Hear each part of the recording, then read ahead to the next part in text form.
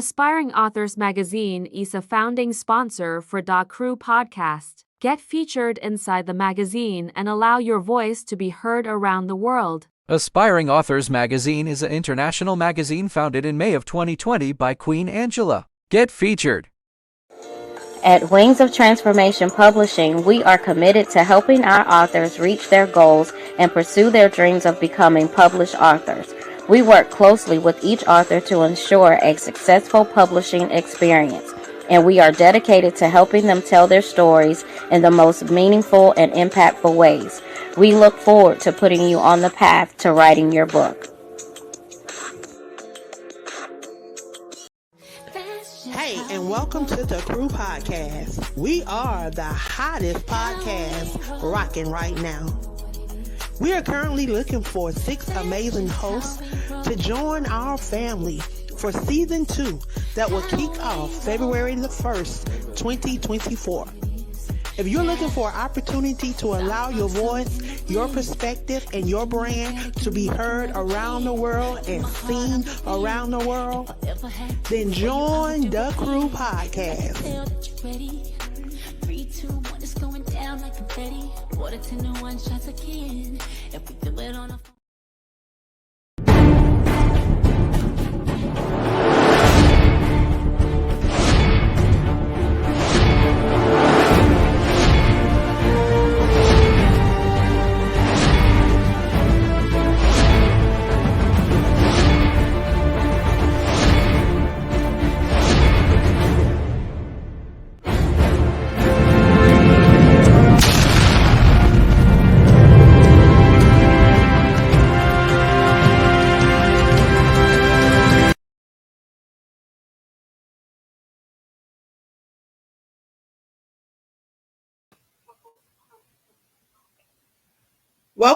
Welcome. Hey, y'all. And happy holidays.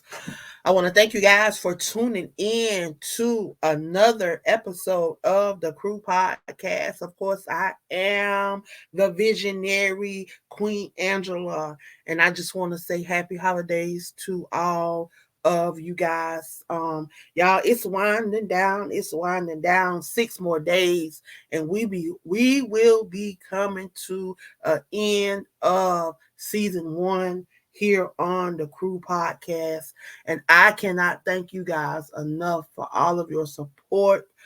Everyone that has supported us throughout this first season, thank you. And I have to give a special shout out to my amazing hosts that they truly went above and beyond this season. They survived first season, and I am happy for what's in store for them in 2024 with season 2. So y'all look out. We're going to be doing all of the hosts will be on the 31st as we close out and prepare for the new year, the new season coming up. We will launch our new season, second season, on February the 1st. And our new hosts that are taking the reign, you guys will get to meet them. I'm excited to see what all God has in store for us going into the new year. So I want you guys, for those that do not know me, I am affectionately known as the Queen of Collaboration across these social media streets. But I'm just little old Angela Thomas from Levelland, South Carolina, where I just believe that in order for change, I have to be that change. So I am that change that I desire to see in this world. And my goal is to encourage others to be that change that they desire to see in this world as well. So thank you for tuning in. And if you would, share this in your circle of influence, because you never know what the next person may be in need of. Those that have been following me know that I have, for the last year and a half, have really been going hard with the state of Texas and the things that are transpiring within the state of Texas that have been transpiring over the the last 3 or 4 decades. Things that people have been brushing under the rug and just acting like it's not happening right there in plain sight. We've talked about the corruption. Those that follow me, y'all see the video that I shared. That 5-minute video was a class project that I made an A on. I actually got a 8 in the class, made a 97 in the class, and that video is on a paper about the corruption, focusing on the parole board. So if you guys have not had the opportunity to check that video out, I want you to go over check that video out so that you guys can hear a little bit about what I am fighting for. Just that's just one of the things that I'm fighting for, along with a slew of other individuals. Tonight we have Mr. Cornell. Those that follow me and support the things that I do know that he's been on several times. He's a household name over here on the Crew podcast and within the platform Free Texas Campaign. He is the co-founder of the Free Texas Campaign. When I tell you this man goes hard for helping individuals to get free. He has helped individuals that have been wrongfully or overly incarcerated go home, be able to go home, even in the midst of all that he's facing. He still look out for other people. So I'm just glad to be able to have him on and to allow him to share. And we're gonna let him share however he's led to share. Not all the time they want to talk about their case. Not all the time they want to talk about what's going on in the facility, but whatever's laid on his heart. That's what I'm giving him the floor to talk about on tonight. If y'all would, if you're in the state of Texas and you are familiar with congressmen and women and representatives and all of those good things, y'all, I need y'all to be tagging them in these videos, letting them know what we're doing over here, getting them involved. And if you will, shoot them some letters. Let them know what's on your mind. Let them know how you feel. And if you see something that they said that they were supposed to be, that they was gonna do to when they got elected and not doing it, then it's up to us to speak up and bring that to their knowledge. If they run a campaign and say they running on this campaign and then they get in office and switch up and do something totally different, then we need to bring that to their knowledge and we need to hold them accountable. It's all about accountability, y'all. Accountability. But yeah, I'm gonna move out the way. And let my guests come on up and share on tonight. Mr. Cornell, the floor is yours. Hello, ma'am. Well, thank you very much, ma'am, again for having me. As always, ma'am, I'm grateful, man, to be a part of the Free Texas Campaign and the full podcast, ma'am. For a minute now, ma'am, I've been struggling down here trying to, get these state representatives and these Texas senators to recognize the problems affecting the Texas criminal justice system and that how this corruption has tracked our criminal justice system to the point where, like we say, it's thousands and thousands of innocent men and women in these prison systems and they can't get out because of the corruption on our system and how they are locked in. So what I've been doing basically, ma'am, since being a part of the Free Texas Campaign, ma'am, like I said, I've been going hard, and I'm trying to bring a lot of people home by trying to make sure that, like I say, these representatives know what's going on. As of today, I've been sitting back writing letters to Mrs. Elma Allen, Carlo Sherman, Mr. Ron Reynolds, because, like you said earlier, they campaign for trying to reform our Texas criminal justice system. We got a thing called the second look deal down here, ma'am. And this second look deal thing, ma'am, is one law that they don't want to pass to give these juveniles some type of relief on their long-term sentences. A lot of these kids have been sentenced to capital life sentences, ma'am, and they don't have no way of being able to get out of prison, but they have to do 40 flat years. So what I've been doing was trying to work with these state representatives Representatives and Texas Senators to build a platform called the House Joint Resolution 53, and it has been acknowledged. So now the governor, he knocked it down just a few months ago.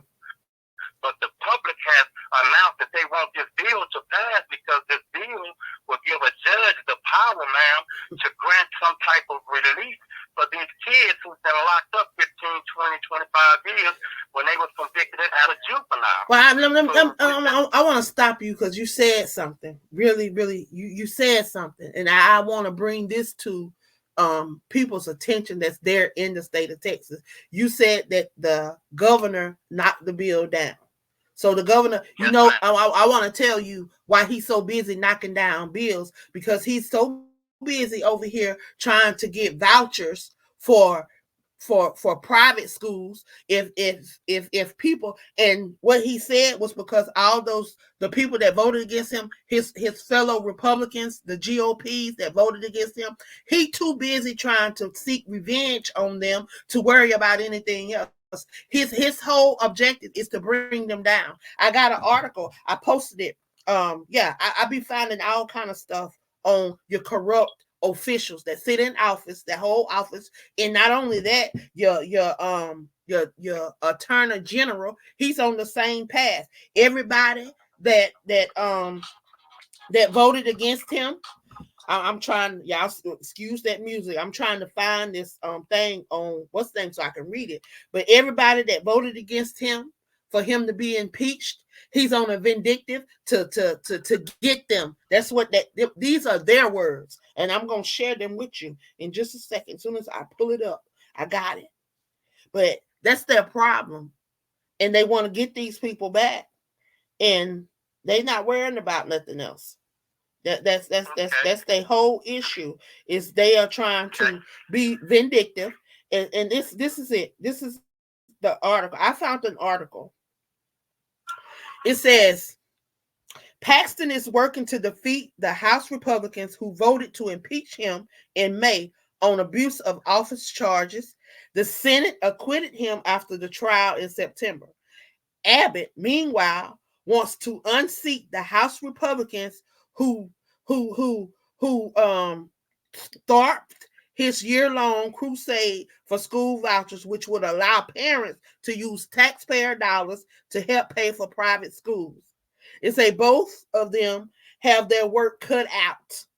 It say 60 House Republicans voted to impeach Paxton, while Abbott is focused on the narrow group of 21 who voted last month to strip a voucher proposal out of the Board of Education bill, which they should, because if parents want their kids to go to private school, then they should have to split that bill for them to go to private school. Our kids can't. We can't just put our kids in private school. If we put our kids in private school, we got to pay for it. We got to pay for it. In these charter schools, we got to pay for the charter schools. We got to pay for this. We got to pay for that. So they should have to pay for it too. Why should they get vouchers? They're not giving out vouchers for us, but that's the problem. They too busy trying to be vindictive, too busy trying to fight for stuff that is irrelevant. You got your attorney general all the way up there in Missouri, all the way up there somewhere else. Where he at? He all the way somewhere where he don't need to be, trying to talk about some transgender stuff, and got a whole hospital system ready to sue him. That's what's going on. See, they off worrying about stuff that they shouldn't be worrying about, when they should be home worrying about this corruption, worrying about all these people that they put in prison wrongfully and overly incarcerated. That's what they should be worrying about. But they out worrying about all that stuff right there. That's why they can't get nothing done. Thank you for mentioning that, ma'am. You know, since my 33 years of being incarcerated, ma'am, I have come to unravel a whole wide range of corruption in the state of Texas, especially the criminal justice system. And, you know, like I say, they taught me well, ma'am, because, like I said, I had to go through it dramatically. I come to learn that the appellate process, cases are being affirmed without any review of records, ma'am. Okay? When a person do 1107, ma'am, those cases are not even being reviewed. So all these kids that's coming to prison, ma'am, trying to challenge their cases of being wrongfully incarcerated by fabricated evidence, falsified government documents, and stuff like that. Our Texas Attorney General is a part of it. Come to find out, ma'am, the Texas Attorney General is accepting records and telling people to destroy records of juveniles and stuff like this to keep people from being able to overturn their convictions. This is what's going on down here in the state of Texas. Right now, the average juvenile that's incarcerated in the state of Texas, they have destroyed the records. So if they destroyed the records, then if records are destroyed, if they're destroying records and they're destroying stuff, then how can they uphold a conviction? How can they say that this is what this person's supposed to have and this is what happened if they have no evidence, if they have nothing to say that this is that and this is that? So how do they get to destroy records and then still get to hold these people in prison? Okay, that's a good question, ma'am. Okay, what we got down here is called jurisdiction, ma'am. Okay, if you get convicted, you have to file an appeal to the Court of Appeals. That's jurisdiction. After that 30 days is up, ma'am, you got to file a PDR to the Court of Criminal Appeals. After they deny your direct appeal, you got to go to the court, the 2254, on and on and on. So the point is that they hold you on jurisdictions and time limitations. Now, I was wrongfully convicted 33 years ago. And just recently, just on July the 17th, the judge acknowledged the fact that I was wrongfully convicted. But he said that because I did not file a complaint within 2 years of statute of limitation from 2021 to 2023, that I'm time barred. But I demonstrated it to him that, wait a minute, you got a police department, a medical examiner's office, and a district attorney's office fabricating evidence, falsifying government documents, and sending the records to the Texas Attorney General to withhold from public review. And now you're going to tell me about a 2-year statute of limitation? That's impossible. Because now you've got thousands and thousands of people sitting in Texas prisons and on Texas death row for being framed behind these operations. So, ma'am, it's bad because, I filed a complaint with the Texas Attorney General. And they're writing me back telling me that they can't do anything about it. But these are the same ones who I have to challenge in challenging my conviction. The same people who got my record. My question now is, who checks, who holds and checks these people that's supposed to be checking and doing all this stuff? All these people that have the power to do this and the power to do it, who's holding them accountable? Who's checking them?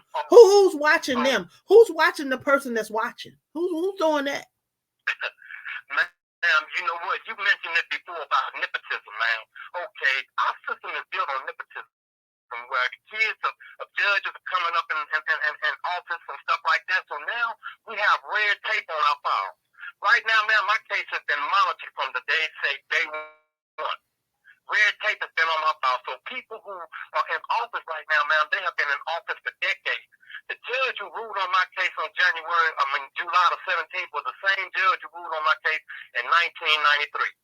So here's the problem. He denied me without notifying me in 1993 about my case being denied, and then he just did it again right now in 2023. Just a denial of civil lawsuit, $100 million civil lawsuit that I filed, and did nobody tell me anything, ma'am. So that right there deprives us of the rights to appeal to the higher court. So we asked for the Texas Attorney General now to make a request to the United States Department of Justice. They are the only ones who can come down here and do a thorough investigation, because the FBI is not going to do it. Nobody is holding nobody accountable down here, man. Nobody. They can't hold each other accountable. They can't hold each other accountable because all of them got their hands in it. Because I keep asking this question about the parole board, the makeup of the parole board, and who authorized them to black out and to block out those numbers so you don't know what's going on. Who authorized that? Can any of the representative, any congressperson, anybody tell me who authorized that to be taking place so that people don't know what's going on? And then a lot of this stuff is supposed to be public record. It's not. It's not public record. People don't know what's going on until they've been denied. Okay, ma'am. Good point to be made, ma'am. Look, I exposed the point system. My name is Cleo Thomas. And what I did, I wrote an article, and a lot of people didn't even realize that they was a part of the punch system. See, in 1985, when Ann Richards was the governor, man, she had the mandatory release, which means that your work time, flat time, and good time equals the amount of your sentence. That means that they have to let you go. The parole board didn't have no discretion. But when she came out of office, they changed it and gave the parole board some power. So when they gave the parole board power, it was still under the Texas Code of Criminal Procedures, which is legislated and acted, mandatory release. So the parole board said, well, wait a minute. Let's go over here to the executive branch of government. That way we can't be sued. We can do whatever we want to do and can't nobody challenge us. So that's when the legislators allowed for the Texas Board of Parole and Parole to go to the executive branch of government, which means that now the legislators have given the parole board more power than they have given themselves. So with that being said, the parole board took it upon themselves that when they consider a person for parole, what they are doing behind the scenes is blocking out the point system number, which means that when they did away with the mandatory supervision, they came in with this point system, which means that if you are low risk, you should deserve parole. If you're a moderate risk, you'll possibly deserve parole. If you're a high risk, you're not entitled to parole. So what the parole board members are doing, who have been elected by Governor Greg Abbott, who are police officers, district attorneys, judges, and everything, the legislators have, the governor has given them the power to block out the point system number without notifying the individual of the number. So now they can be set off up to 15, 20 times. So that's what's going on. So Mrs. Elma Allen, she made a letter to the governor and them for a composition of the parole board. But here it is, she don't want to do nothing about it. I brought it to her attention about the point system, but they don't want to say nothing, man. So we don't know who's holding accountable. Ain't nobody holding nobody accountable. But you got all these elected officials. You got all these elected officials that ran on cleaning up corruption, that ran on reforming the judicial system, reforming TDCJ. A lot of things these people ran on, and they're not upholding their end of the bargain. You said that you was going to do this. You said you was going to do that. You get in office and then you don't uphold your end of the bargain. It makes no sense to me. It really makes no sense to me. I just don't get it. I don't get the state of Texas. Like, they fighting for everything that don't make sense. Like, I don't get y'all governor. The prisons are overflowing. The prisons are overcrowded and understaffed. You talk about the escape on 2 weeks ago. You talk about the Johnny's it seemed like every day y'all getting a Johnny. What is going on with the hot meals? And it's just a lot. And it's like everybody is just sitting and pushing the blame off on somebody else. They all want to say jurisdiction. Well, who got jurisdiction? Everything is a jurisdiction this and jurisdiction that. Okay, well, where somebody need to draw a jurisdiction line so people know where their jurisdiction is so that they can handle their business. Okay, that's true. That is true. Well, ma'am, here's the problem here. The state of Texas has crumbled so bad, ma'am. Because mind yourself, ma'am, I have been in prison for a long time, ma'am. And I have studied the prison system. I've studied the parole board. And believe me, ma'am, me now looking at the prison system, ma'am, it has corroded it to the bottom. And here it is. They still trying to hold and maintain the programs and stuff like this. But the governor is not sponsoring these programs. They don't have no money. They don't have no teachers, ma'am. Right now, over here in the school, they got inmates running the classrooms. Me, myself, is running a class called Campus Culture with some inmates who are we trying to change the mindset of Texas prison inmates. Because these officers and these directors and the parole board system and nobody is trying to help these individuals rehabilitate themselves. They don't believe in rehabilitation. The state of Texas do not believe in rehabilitation. That's one. They don't believe in rehabilitation. They believe that you supposed to come and do hard manual free labor. They believe in the 13th Amendment. They believe in the free servitude. They believe in that. They believe in sending you out to do a full job and to work a job that other people do. Just like some of these other states, you got 6 other states that do the same thing. They do not believe in paying their prisoners. You talk about the state of Alabama. And they right now have a class action lawsuit. The prisoners have a class action lawsuit against the state of Alabama because they took them to McDonald's, Burger King, different places to work, and these people work full 40 hours and got paid $2, sometimes $3 a week for work. Who got the rest of that money? Yeah, and that's what's happening in the state of Texas and a lot of these other states. Why do you think the state of Texas have you look at how many different companies are coming to the state of Texas? And then you look at the amount of companies that are getting labor and have different things that are ran through the prison system. We can name different names. You talk about Victoria's Secret. You talk about Bath and Body Works. You talk about Starbucks, Walgreens, and the list go on and on and on. Walmart. Yes, ma'am. Just different companies are making money off of prisons and the prisoners for free. We won't talk about the state of Texas running their tag shop. Every tag that is produced in the state of Texas come out of a prison. That's right, for free. Yes, and ma'am. Nobody get, but they make buku money off of it every year from the taxpayer. So you tell me, taxpayers already paying to help house the inmates. Then they got to pay for the tax that the inmates are making for free. Well, who making the money off of the tax? That's what we need to be chasing. We need to be tracing some of these money trails and seeing who getting kickbacks from these companies that are getting this free labor from all of these prisoners. People got to start doing their research. People got to start getting involved. People got to start going to their local city council meetings. They got to start seeing what's going on within their local police departments. Yes, ma'am. Because it all just started local. These people see what they can get away with locally, and then they start going statewide, and then they start going national, y'all. I'm telling you.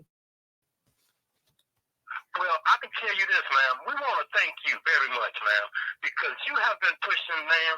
You have been pushing for the Free Texas campaign. You have been exposing a lot of information about the corruption, about the TDCJ, about everybody, about the state representative, the governor, the attorney general's office. Ma'am, we thank you very much, ma'am. You have been a game changer for all of this, for us, and we love you for that, because without you, ma'am, we don't have a voice. That's our problem down here. We don't have a voice. Why? Because people are scared to stand up against the Texas governor. Why? We don't have no idea. But, ma'am, since then, a part of you and the Free Texas campaign, the Crew podcast, whatever, ma'am, believe me, ma'am, you have done great, and we appreciate you for that. We cannot thank you enough, ma'am. You have given a lot of people hope, ma'am. A lot of us. I'm talking about the juveniles, the male inmates. Ma'am, you have given us hope. You've given our families hope because you are standing up for us. This is something that we don't have. And we want to thank you very much, ma'am, for everything that you do. And yes, ma'am, thank you again. And, ma'am, like I say, right now, the New York governor has just issued a release for countless of inmates up there because he feels that they have been rehabilitated. So now, with that being said, we wonder why our governor feel like he don't have no power to issue an emergency release or any type of release for inmates who have been rehabilitated, inmates who completed programs and got master degrees, and why he won't issue no order like that down here, man? Because it's all about money. It's all about money. You want to know why? Because he's sending $11 million. They send $11 million to the state of Mississippi to house prisoners so that they can keep getting this money for these prisoners that here. They still going to be listed in the state of Texas, so they'll still be getting paid for Texas, but they're going to be housed over in Mississippi. So they're paying Mississippi $11 million to go over there and to be housed over there. But then you want to pass a new law that will be able to arrest immigrants, and they finna start racially profiling, because how you gonna know who's an immigrant and who's not an immigrant if you don't racially profile them? So they about to start racially. Okay, they're gonna start racially profiling individuals so that they can get these people arrested, get them in prison. That's what's happening. He passed the law so that he could have immigrants arrested. Prison is already overflowing. If you got to spend $11 million to send these people to another state, why you cannot let these people go home? Let these people go home. I'm sure there are some eligible people that can go home and that has done their time. A lot of these people that are in prison, a lot of prison have been in prison for over 20 years. A lot of these kids, a lot of them were kids when they went in. They were juveniles. And y'all over sentenced them when you gave them their sentences from the beginning. But now a lot of these people have been incarcerated over 20 years. And the way y'all do them, who would want to go back to a system like that? Give these people a chance. Give these people a chance to come home and to live the rest of what life they have. You're looking at people that's in their late 40s. 50, 60, 70 years old. Some of these people are in wheelchairs. Some of these people cannot even walk. Some of these people are walking with 2 sticks. What are they going to do besides want to come home and live what life they have left? You've already taken half of their life. Most of them, you took most of them, their 20s and 30s, because you're talking about, I'm looking at 15, 16, 17, 18-year-olds that you're giving capital life sentences to. But then adults that drag these kids along with them to commit these crimes, they getting off. They getting to come home in 20 years and in 25 years, which is, I mean, it's just outrageous to me. I don't understand it. I don't get it. And I'm just asking the Governor Abbott, you have the power to set these people free. You have the power to call for an executive order, immediate release, to allow these people to go home. There are people that are eligible. You talk about individuals that have completed everything that you offer.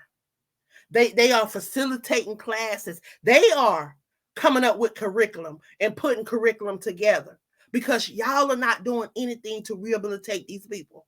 Y'all have taken every opportunity that these people had to rehabilitate themselves out of the system. You can go very, very few facilities and you will find where there is programs in place. The programs that you do have in place, a lot of them, they no good to the people by the time they do get out, because you talk about the different programs that you have. You don't offer them nothing. You're not offering any type of mental health. Suicide watchers are your SIs and the people that can walk around, and people that have worked their little way. Inmates are doing a lot of the correctional officers' jobs. They're not getting paid for it. You give them a little title called life coach, and then you want to make them do what correctional officers are supposed to be doing. But we need licensed professionals that can handle these mental health crises within these prison systems, because there's a lot of suicides. There's a lot of suicides that go unspoken about. We don't even know about it. If I'm telling you, if these individuals were not coming on this podcast and sharing this with me, I would not know, because it never reached the media. There's so much that go on within this Texas judicial system and TDCJ that we don't hear about in the public. You don't hear about all this stuff until it hit the fan. Like, it's so much been going on over there at Clemens. Nobody knew nothing about what, and still a lot of stuff is being swept under the rug even after the escape. But a lot of this stuff, the escape probably could have been avoided if y'all had been doing y'all job and listening to what those inmates over there had been saying. But y'all don't want to do that. Y'all don't want to do that. Y'all don't want to do that. But Mr. Cornell, Yes, ma'am. I really want you to speak on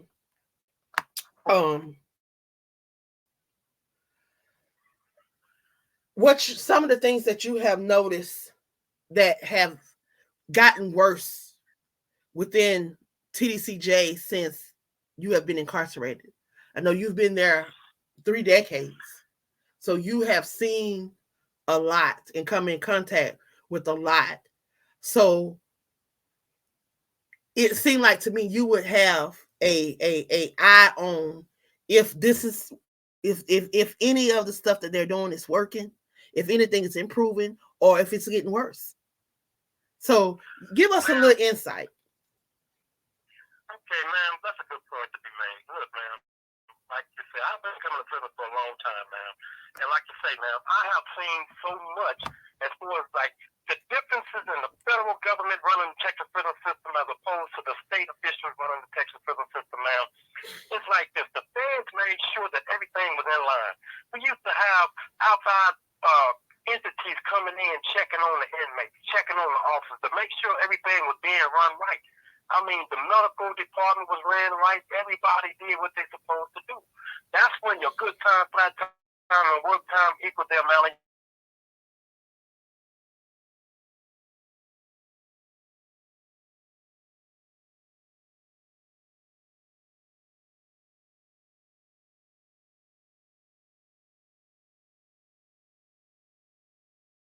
of service.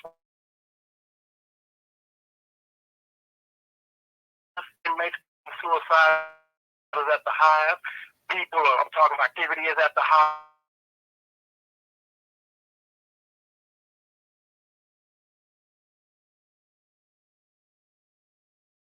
I mean, you got any over there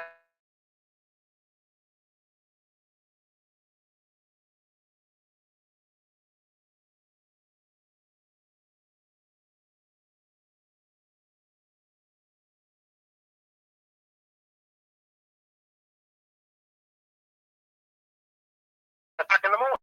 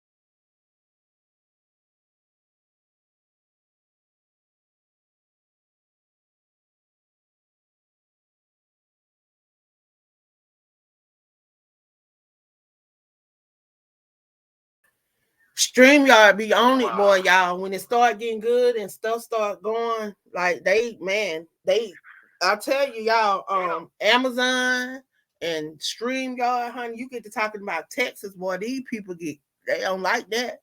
But I'm telling you, it was getting good. They don't, y'all. They keep me all the way out. I'm talking about both computers. Both computers. They keep me off both computers, y'all.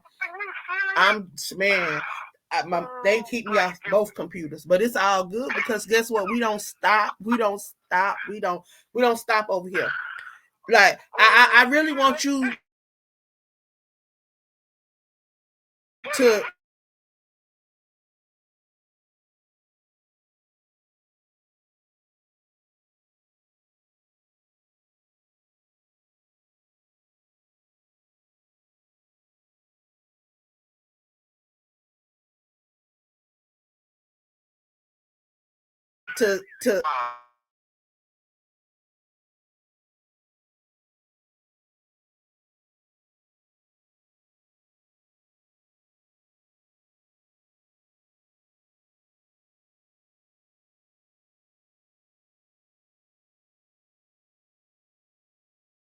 yeah, they shouldn't be in food the inmates are consuming. Shouldn't be no worms, shouldn't be no kind of worm, kind of nothing in food that people has to consume. It shouldn't be happening. So I don't care. They can get mad, like they get mad, get glad, and they can stretch your ass if they want to. Okay.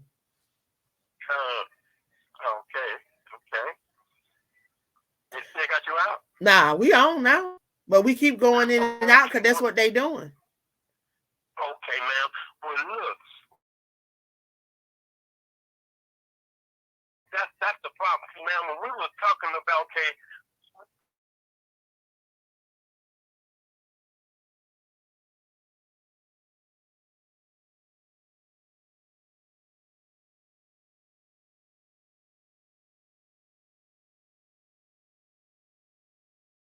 on the kitchen.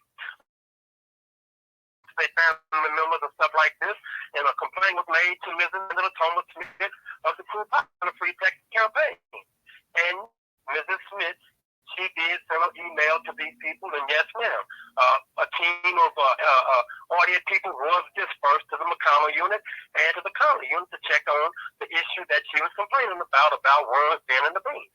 And come to find out, ma'am, an email was dispersed, and they said that they had corrected the problem over there on the McConnell unit and over here on the John B. Conley unit. But come to find out, ma'am, nothing has changed. These people are still doing the same thing over here. The food is bad. And with that being said, ma'am, you know, like I said, ma'am, you're a game changer. And we need that support that you have, ma'am. Because if not, without it, ma'am, guess what? These people do anything they want to do to us, and they'll get away with it. And that's what they have been doing to her. But what needs to happen is everybody need to get family members involved. These families need to speak up and speak out. You can't be quiet. Not when you got family that is behind these walls. You have to speak up and speak out. You cannot be silent. You cannot be quiet. Because these people are betting on individuals to not have family members that will speak up and speak out. That's what they betting on. Because guess what? Then they can throw you to the wolves. Then they can do whatever they want to do. And they don't have nobody to answer to. Because guess what? Ain't nobody checking on you. Ain't nobody caring. Ain't nobody doing no wellness check. Ain't nobody calling the ombudsman. Ain't nobody calling the regional director. Ain't nobody calling the executive offices. Ain't nobody complaining. So that's what they want. That's what they want. So I'm urging those family members that have incarcerated family members to get involved. Write your legislation. Write your congressman. Write your local representative. Let them know what's going on inside of these prison walls. Because guess what? If enough people speak up and speak out, it cannot continue to go the same way.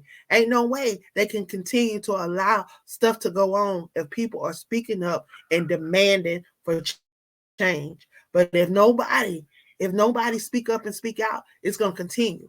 You see what has happened for the last 3 to 4 decades. The last 3 to 4 decades, things have been the same. And not only that, these people got to speak up and speak out when they go to vote. Get some of these people out of office that's not doing what they're supposed to do. If they're not doing what they're supposed to do, get them out of office. Ted Cruz, your day is coming. They coming for you, sir. Know that. They coming for you. They coming for your position. And a lot of them that ain't doing what they supposed to do, they need to be out of office. We need to get the people in office that's going to do what they're supposed to do. And if they run on these platforms and say they're going to do this and say they're going to do that and don't do it when they get in office, then you need to get them up out of there. Okay, man. Okay, since you said that, look, man, right now, here's things that can happen right now that if people would stand up for it now, it can happen. This is an immediate release of thousands of inmates. Number one, because the Texas Board of Parole is blocking out that point system number, what we need to do and what our families should do right now is to contact the Texas Senate and contact the governor and ask them who has allowed the parole board to block out that number. And for anybody who has had their number blocked out 2 or 3, 4, 5, 10, 12 times, those individuals should have immediate release right now with an order by the governor for immediate release. Because that right there is a conflict of interest where the parole board members is former district attorneys, former judges, former police officers, and these people are being utilized by the judicial branch of government to block out that number to keep an individual incarcerated even longer. Okay, that's one. Number two, ma'am, the law party. The Texas law party is a point to where if it is an individual serving time for a crime they did not commit, that somebody else committed it. But these people are being held criminally responsible for the conduct of another. But what happened is that there was no evidence to prove that this individual committed the crime.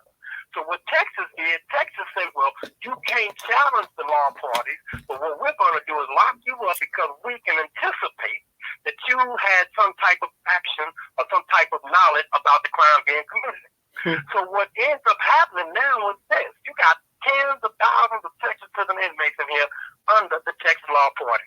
Even on death row, even the capital juvenile life sentences now. These individuals are locked up behind the law party.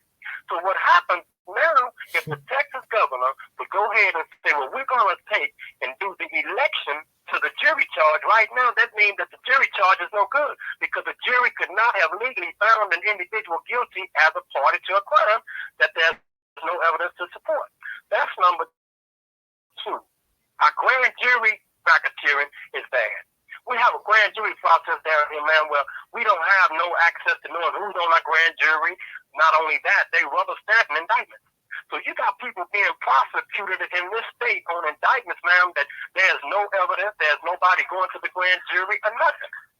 Arrest warrants are the same thing. They're not even being signed by the justice of the peace. You got thousands of people sitting in prison without probable cause, man. Therefore, without probable cause, the conviction is no good. They have to let these people go. Matter of fact, in Houston, Hernandez versus the city of Houston was the case. The guy filed a class action lawsuit against Houston because thousands of people had been arrested and prosecuted for crimes without probable cause. And this is the problem here all the way in the state of Texas. But not just Texas, but elsewhere. But it's a lot of issues here, ma'am, in the state of Texas that can empty these prison systems out. The governor can issue an emergency release right now and empty our prison systems out and relieve the county jails of all the overcrowding that they have. And just not only just that, man, but here it is. You got people that's in here for special needs. People that can't walk, people that don't have arms, people that got terminally cancer. The governor can issue an emergency release for them and put them in hospitals in the free world. That would relieve a lot of stuff on the prison system, man. But here's where we at. Our governor don't want to do none of this. And our state representatives and our Texas senators, man, they are not doing anything to help us get these issues passed. They just kicking the can down the road every 2 years. So that's where we at. Yeah. So, like I say, well, I want to thank you for stopping by and sharing with us on today. It's not over. It's just beginning. And I remind the people of the state of Texas and those that are tuned in on tonight, imagine a state where justice is not blind, but rather wears a blindfold, that has been corrupted by greed and power.